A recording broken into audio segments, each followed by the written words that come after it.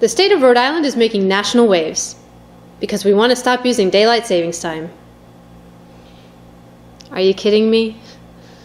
Well, at least it's not because of our unemployment rate, or fleeing college grads, or that whole toll business. This time.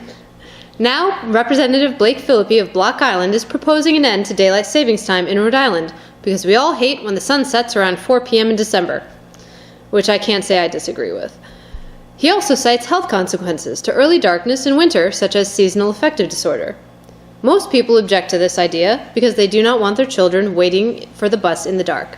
But Representative Philippi says we can just look into starting school later in the day, since studies show that kids perform better later in the morning. Tell that to Barrington after delaying their new agreed-upon start time, but I digress. Daylight savings time is always an interesting time of year, and I assume that some of you are like me and have no idea why we still do it.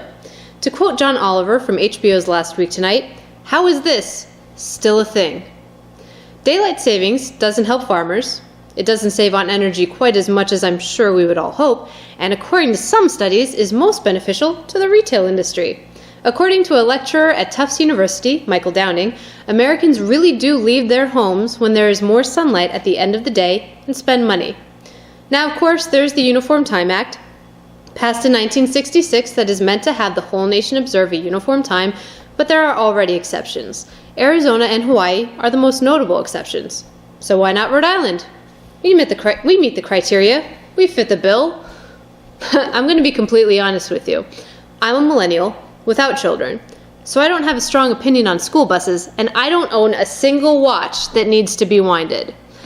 So whether or not we drop the daylight savings time isn't as big of a concern for me, like our unemployment rate, or our fleeing college grads, or that whole toll business. So when it comes to daylight savings time, I ask again, how is this still a thing? Wait, wrong program. I'm not John Oliver. I mean, are you kidding me?